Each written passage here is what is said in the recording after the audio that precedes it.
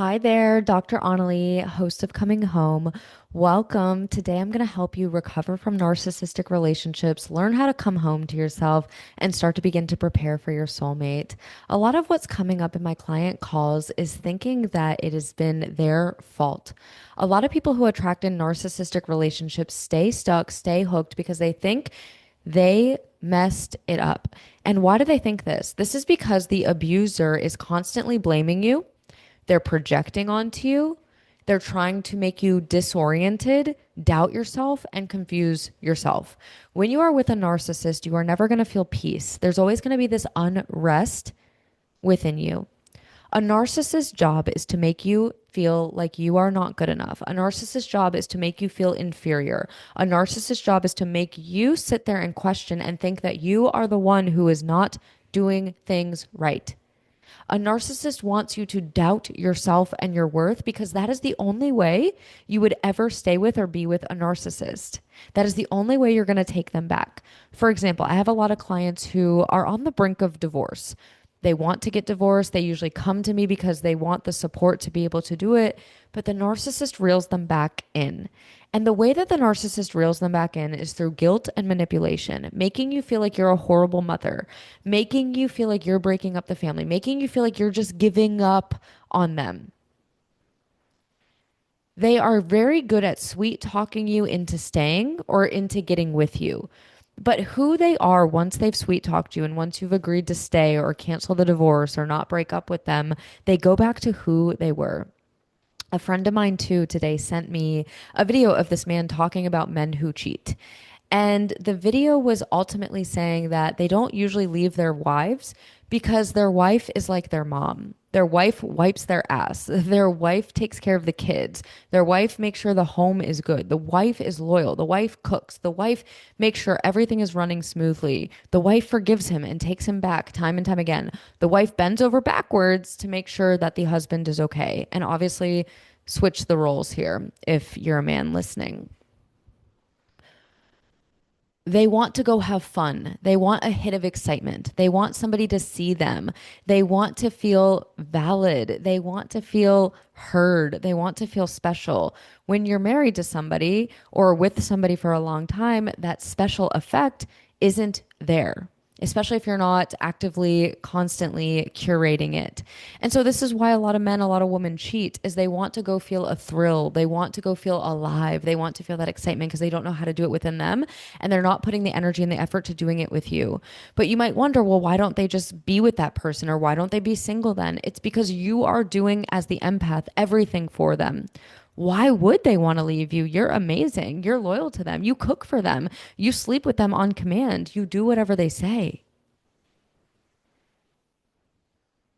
So we want to see our role in these relationships. We want to see where we are playing a part. For me, I had a pattern where men would leave and they would come back.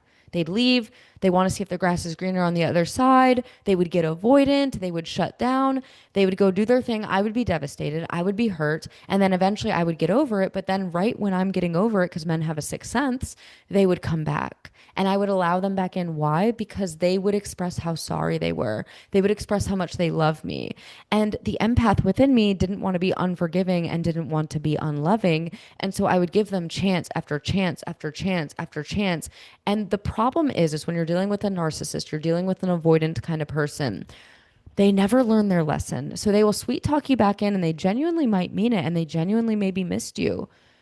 But they missed using you. They missed sleeping with you. They missed somebody that cooked for them. They missed having that company. They were always self-seeking and getting something out of you. And when they didn't have access to you, that is what drives a narcissist insane. Narcissists are motivated by your absence, not your presence. So when they would come back, these men, they would go right back to ghosting me or giving me the silent treatment or whatever it was that we broke up in the first place. And that's why the pain would be so great. if you're watching Perfect Match, you will see the dynamic between Clayton and Rachel. I don't want to spoil it for you, but it is a classic sign about how somebody is motivated by somebody's absence. And then when they actually get you, they do the same thing for the third freaking time. The lesson is never learned with the narcissist.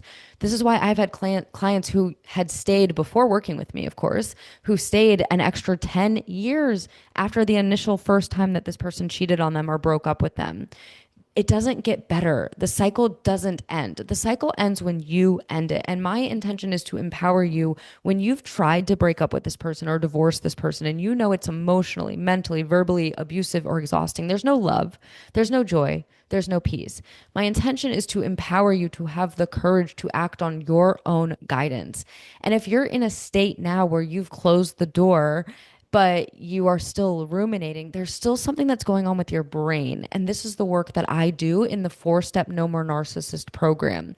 We treat these kind of relationships as if they are an addiction. And just like with any addiction, if you're actually addicted, willpower alone is not going to break the addiction. You need a higher power. You need a psychological and spiritual approach and solution to remove the obsession, the ruminating, the desires.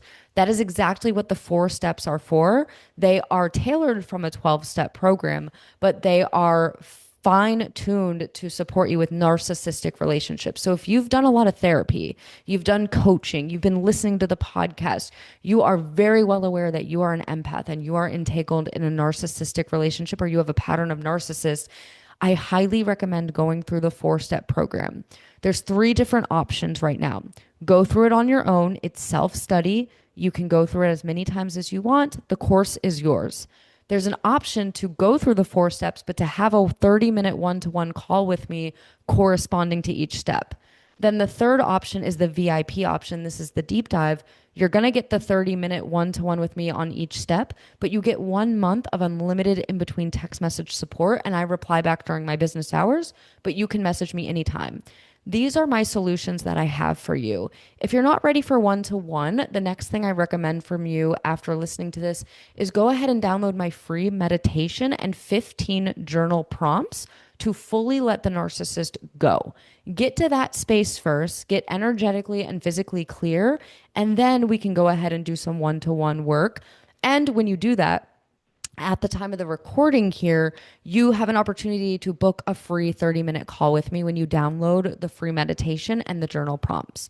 My point here is that if you've been praying for a solution, you're looking for a solution, you're willing to do the work, you're willing to be done, you're willing to put the effort in, you're going to recover from narcissistic relationships. There is an answer. The problem with this is that usually we haven't fully decided that we are done. Just like an alcoholic, a 12-step program is perfect. There's not perfect people, but it's a perfect program. The program doesn't work for people who haven't fully decided they're an alcoholic or an addict, or they're not willing to fully work the steps. But anyone who actually puts in the work and surrenders to it, you're going to 100% recover. And so it's the same thing with this. So you got to be in a space where you're ready to be done. You're ready to put the work in. And if you're not there yet, that's okay. Keep praying. Keep listening to these free episodes. Listen to my reels. Go on Instagram lives. Be connected. Stay tuned, but never give up, because narcissistic relationships are really just you being a slave to the enemy.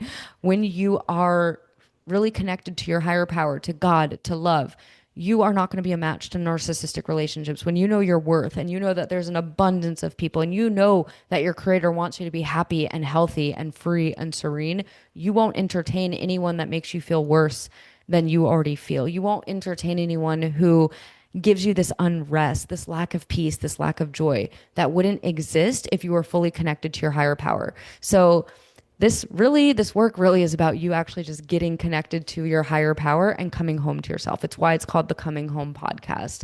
So thank you for being here. I'm going to put all of that in the show notes. Have an amazing rest of your day. Make sure to click subscribe and make sure to like this video. That's how we're able to keep pumping out this free content and reaching more people. And so you don't miss any of the new ones that are coming out. Have an amazing rest of your day. And then if you have any questions or you want to share any breakthroughs, send me a DM on Instagram at Dr.Onalee. I will be talking to you in the next one.